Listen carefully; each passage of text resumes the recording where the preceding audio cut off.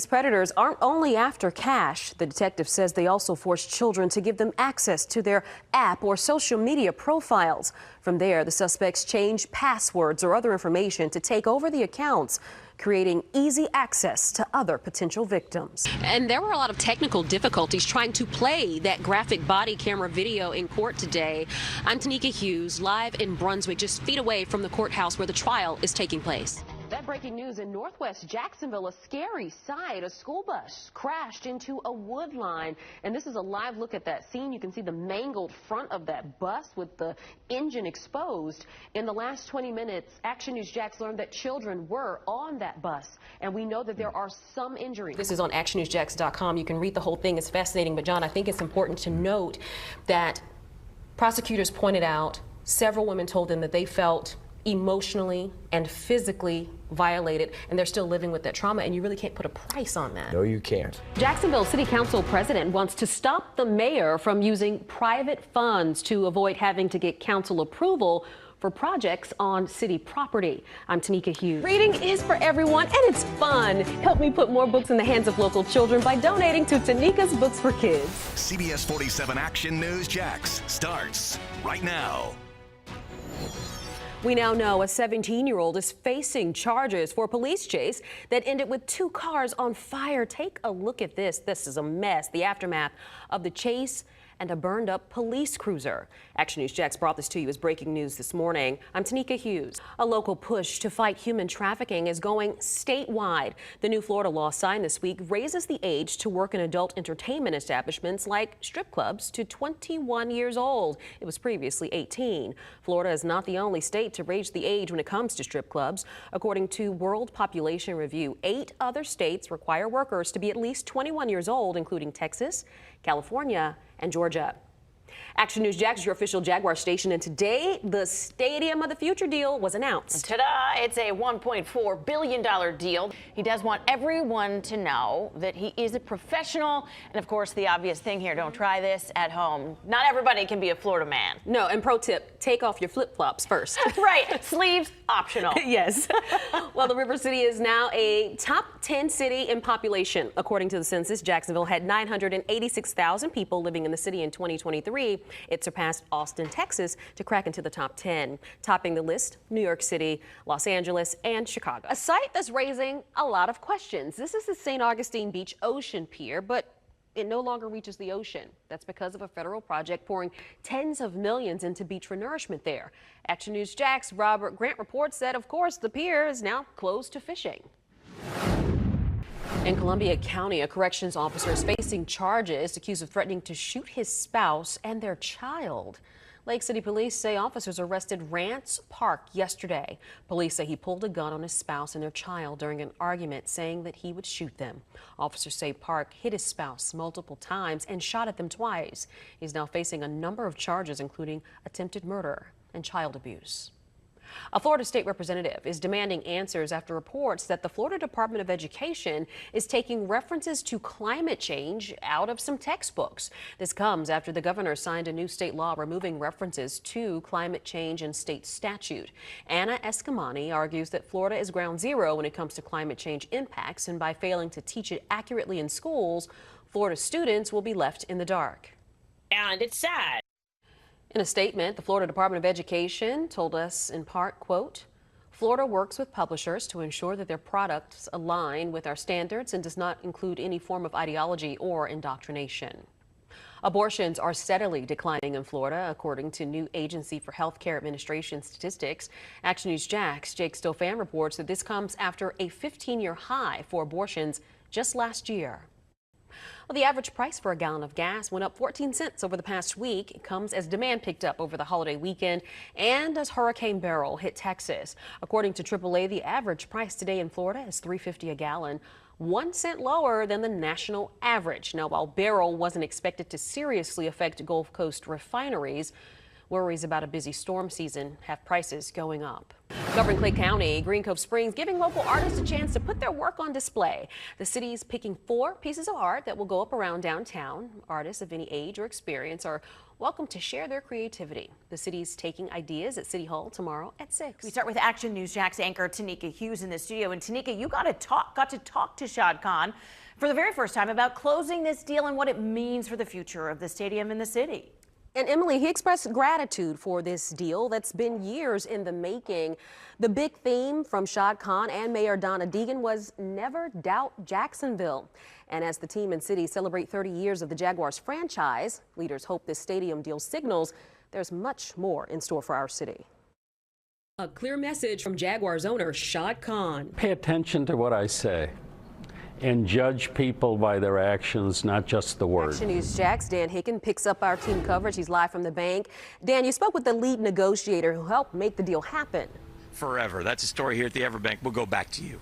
All right, Dan. Well, now that the deal is closed, what happens now? The deal will need to be presented to all NFL owners in about 3 months. They're going to vote on it during their next meeting, October 13th. If it passes, construction would start next February. Now, the Jaguars would stay and play at Everbank next year and in 2026, but then in 2027, the home games will be played elsewhere. The options are either in Gainesville at the Swamp or in Orlando at the Camping World Stadium. The goal for the new stadium is to be ready for that 2028 season. So here's a look at what some people are saying about the deal on social media. Earl says 2 NFL stadium renovation deals have been reached this week. Interesting. Let's see. Right here, Josh Allen long-term deal. Throwbacks announced. Jackson DeVille in the Mascot Hall of Fame. Trevor Lawrence long-term deal. City Council approved the Stadium of the Future proposal. Yeah, a lot going on. Action News Jax has continuing coverage. Next at 5:30, we're going to talk to Megan Moriarty, who's live downtown, on how local businesses are responding. And at 6, hear what Shad Khan had to say about where the team could play in 2027 and how stadium employees will be impacted. Plus, the stadium is just one of many major projects in the works for our city. I asked Mayor Deegan how the city will pay for it all. That's coming up at 6. Back to you. This is Action News Jax at 5. I'm Tenikka Hughes, live here in Brunswick, Georgia, where the trial is underway. And right now, the state's witness, an officer, is testifying, and they are going through some body camera video, which is very graphic. And while all eyes are on Brunswick right now, it was nearly 9 years ago when another local case involving race made national headlines. Take a look at your screen right now at a photo of Jordan Davis. He was 17 years old when he was shot and killed in the parking lot of a gas station by Michael Dunn after an argument over loud music.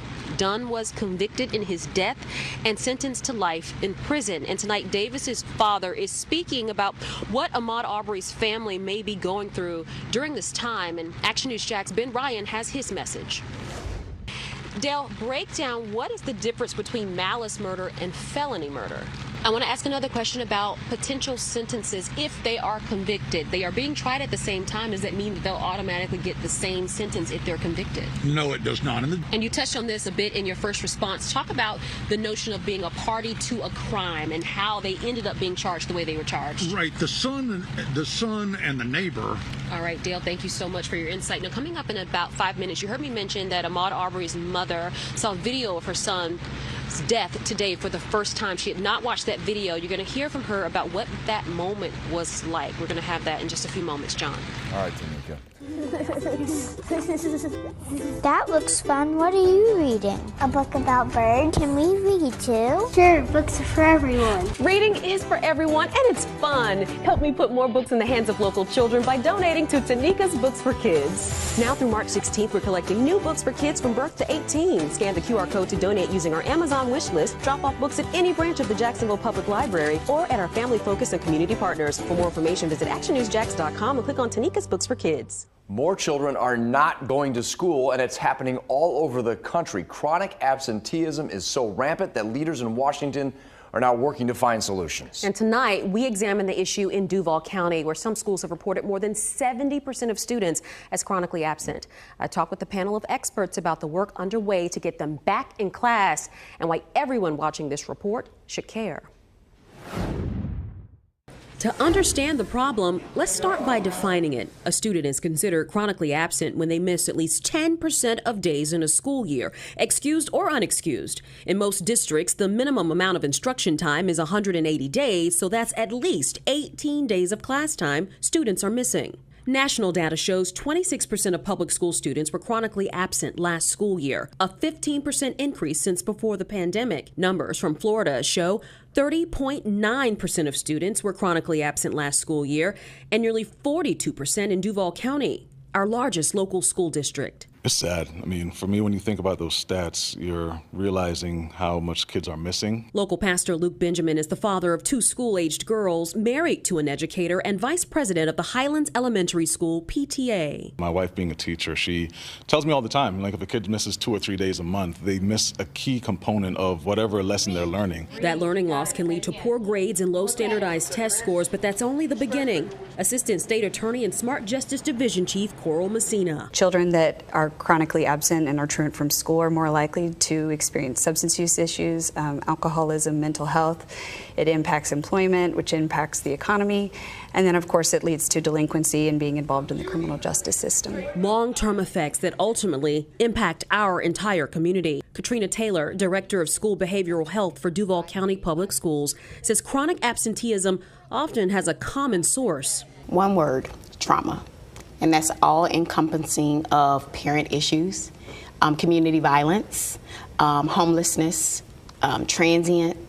And these are all trauma that our students are dealing with every single day. Sue Watson agrees. She's the director of the Exchange Club Family Center's Parent Aid program, which sends mentors into local homes to help parents and guardians learn tools to build stable households and prevent abuse and neglect. They're dealing with their own trauma. They're dealing with their own not being able to pay the bills, or losing a job, or the car broke down, or not having transportation to get their children where they need to go. Chronic absenteeism is often more prevalent in economically disadvantaged communities. We try to train and educate our school-based staff because we want to be as prevention-focused as possible. If a student has 5 unexcused absences within a calendar month or 10 days within a 90-day period, parents have to meet with the district attendance intervention team, where they work to figure out what's keeping the child out of school and what support the family needs. If the child continues to miss school, Taylor says the response ramps up to include home visits, counseling, and social workers. In cases of chronic absenteeism, several agencies get involved, including DCF, the Department of Juvenile Justice, the State Attorney's Office, the Exchange Club Family Center, and other nonprofits. What are the challenges and the gaps in the current processes? I would say that the major gap that we see is funding, not having enough individuals at the school level that can really help to address truancy, like our truancy officers, needing more of them to really go out and find these kids and help to remove barriers and go knock on doors. Taylor says there are currently 17 truancy officers for the more than 129,000 students in the district. I think we certainly need more people to help with investigating. At best, the children are at home watching TV, but at worst, they're being abused and neglected by their caregivers. Messina said she would like to see a central entity accountable for overseeing truancy and chronic absenteeism, ideally on a city level. That's why having something like a truancy czar, for example, to kind of help lead and direct the intervention process through multiple agencies might be a helpful solution. Watson said there must be more community awareness and engagement. It's a community issue, and needing all the support we can to back up families and to be there with families and to emphasize the importance of education. Pastor Benjamin, who's in the process of launching the City Church at Highland, says his church will be doing everything it can to answer the call. It takes a village. And I really believe that. We should be looking out for each other's children, because this truancy level doesn't just affect that kid, it affects the entire community. Mention possible city-level intervention to tackle this issue. So I did reach out to Mayor Deegan's office and got the following statement. The truancy crisis is of great concern to Mayor Deegan. She has directed a team to work with Duval County Public Schools and community partners to create a public education and outreach campaign that encourages attendance going into the next school year. We'll have more to share on that effort as August approaches. And you can find this entire report, plus links to check truancy and absenteeism rates at your child's school right now on actionnewsjax.com. 5 hours southwest of Jacksonville, near Fort Myers, is a community called Babcock Ranch. It made national headlines last year after it survived Hurricane Ian with little to no damage. So nearly a year later, I visited Babcock Ranch to learn how the innovation put to work there could help to make our homes safer when severe weather hits Jacksonville. Driving through Babcock Ranch, we saw sunny streets and manicured lawns and homes with personal touches. Aside from a few downed trees and minor damage, residents tell me this is essentially how their community looked after Hurricane Ian roared through last September. Babcock Ranch developer and former NFL player Sid Kitson told me that was by design. He rode out Hurricane Ian at his home here and assured his neighbors they could do the same. I told people shelter at home. They put their lives and trust in you. The trust. Trust that years of resiliency planning, innovative and sustainable construction, and other safeguards would measure up when put to one of Mother Nature's ultimate tests. In this case, Hurricane Ian. As I'm watching this thing just come over us for 8 hours and this freight train running through my house for 8 hours, I had no idea what was going on outside. All I knew is that we had done everything possible to make sure we didn't flood, to make sure the homes were safe. Some of the unique features Kitson says help the community weather Ian's blow include the location. It was developed outside of flood zones and elevated beyond the reach of coastal storm surge. Per Florida building code, all structures are built to withstand 160-mile-per-hour winds, but Babcock Ranch also has a platinum certification from the Florida Green Building Coalition. Kitson says several design elements that make homes more sustainable can also help to make them stronger. There's a high-tech stormwater management system that includes utilizing the land's natural waterways, plus smart pond technology that can monitor lake levels and analyze weather forecasts in real time, which reduces the threat of floodwaters reaching homes. But I'll tell you, if you talk most people here, what was really great but almost eerie, we never lost power. Residents were able to get power from this massive 870-acre solar farm that powers Babcock Ranch. Kitson says Babcock partnered with FPL to harden transmission lines in the power grid, which allowed the community to draw power from all over the state during Hurricane Ian when others could not. After the storm, Kitson immediately gathered his team to figure out how to improve ahead of the next one. Green and sustainable building expert Dr. Jennifer Languel was a part of the post-Ian huddle. Her family has a home in Ponte Vedra Beach and Babcock Ranch, which is where she took shelter during Ian. What if really was the challenge by Sid. And the what if was, what if the winds were stronger? And what if we had more rain? So let's not think that we're done here, because we're not. We're going to push to the next level. Through constant assessment and thinking outside of the box. In June, Babcock Ranch held its second Innovation Summit for builders and developers from across the country to exchange ideas on how to build stronger, more sustainable homes and do it more efficiently. A lot of people have heard about Babcock and they have a new system or a new product and they want to try it. So we really do go through kind of a vetting process. Some are then invited to build at Babcock Ranch to test out ideas that we could see replicated in homes across Northeast Florida and Southeast Georgia in the future. There are just so many ideas out there that people don't even realize exist. So if we give them the opportunity to do it here, to innovate here at Babcock Ranch and have a platform, I think then that can take hold and other people be more confident to do it around the country. And in case you're curious, the homes there at Babcock Ranch start in the 300s. I put a lot of information on things you can do to make your home stronger against storms, plus a link to a state program in Florida that will help you pay for some of those improvements. You can find it all in my story on actionnewsjax.com.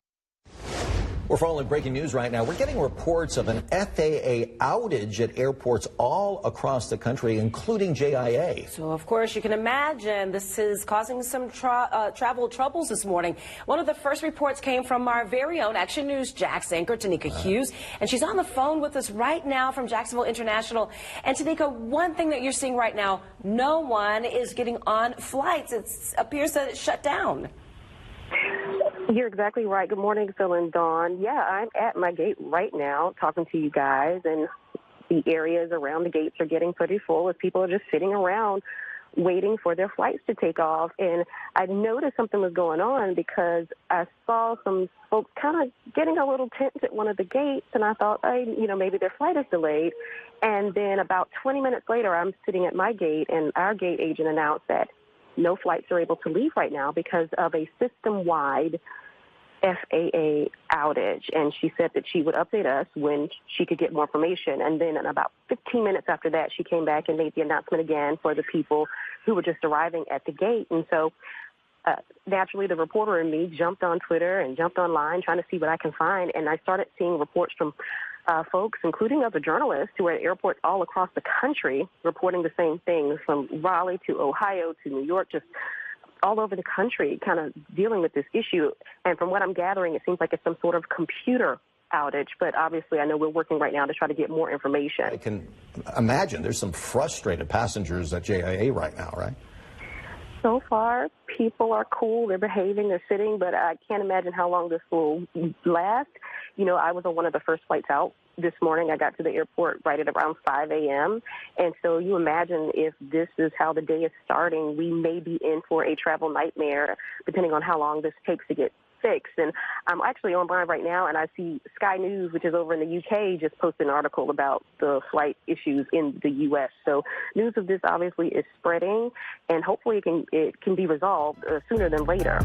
And once again, Tenikka, at your gate, what are the agents saying? Just be patient?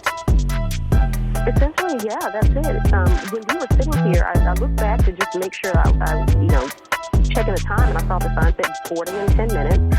And I didn't really think anything of it. Sometimes your flights don't quite leave right on time, and that's when the gate agent announced that the flights were unable to leave because of a system-wide FAA outage. And it seems like you and Phil are learning a little bit more about this computer issue that apparently has flights grounded all across the country. And some of the tweets that I'm seeing, some people said that they're even on the plane and on the tarmac waiting.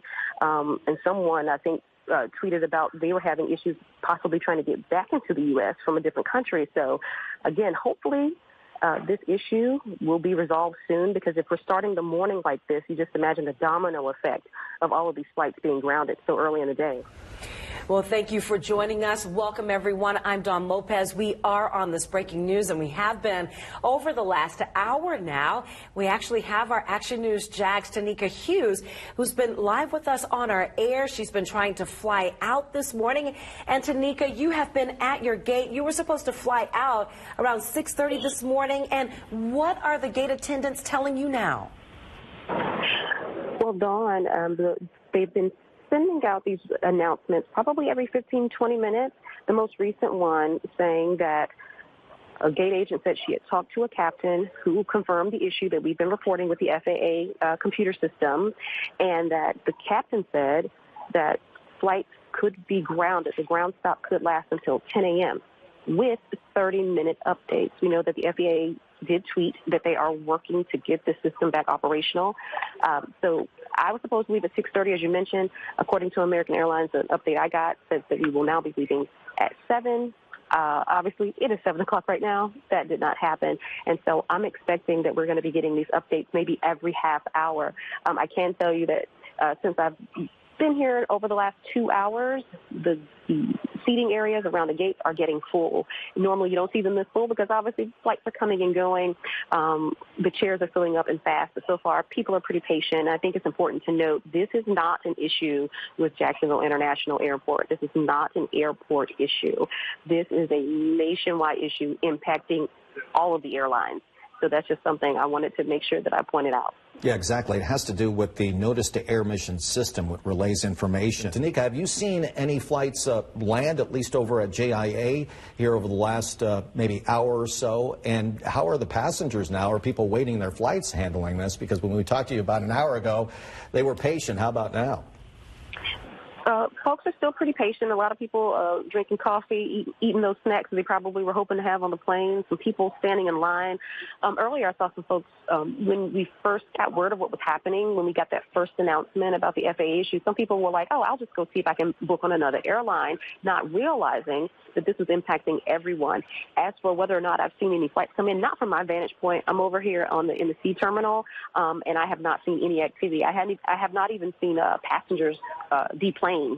It's just been everybody kind of filling in this area, just waiting for the flight. All right, and Tenikka, we are getting some news right this moment that the FAA is getting some systems back online as we speak, slowly but surely.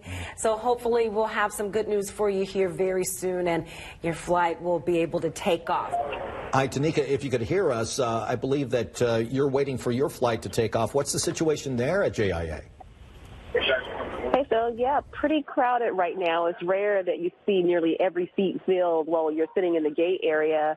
At last check, we were told that the flight would be taking off at 8 o'clock. Obviously, we are here in the 8 o'clock hour, which makes the FAA suite make more sense about the domestic flights being on hold until 9 a.m. Folks here being pretty patient. Some people finding places to sit on the floor, drinking coffee, just trying to wait this thing out because this is not a Jacksonville International Airport issue. This is not the fault of any airline. This, as you all mentioned, is a national issue impacting flights all over the country. And so right now we're all just trying to be patient, waiting to see what 9 o'clock will bring.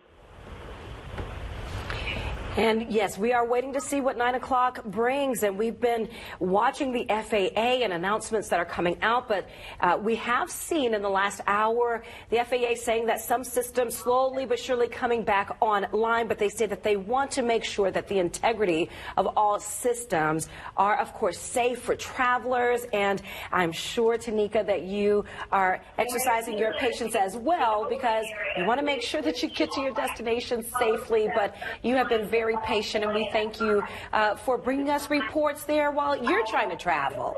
Yeah, absolutely, no problem. I mean, it struck me as odd early when she made that announcement. I was like, I've never heard anything like this, and I wanted to notify you all as quickly as possible. I will say that these airlines, they are giving us updates every 20 to 30 minutes or so, and in the last maybe 15 minutes, I've noticed some of the gate agents calling people up to the gate, some of that normal activity you would have on a typical flight day. It is a bit interesting to look outside and see all of the planes just there, and none of that activity and that hustle and bustle that you would normally see, especially this time of the morning.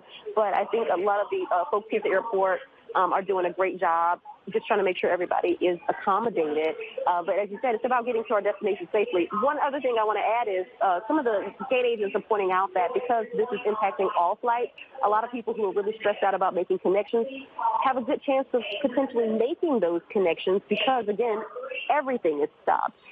As for how this delay this morning will impact flights later in the evening, that remains to be seen.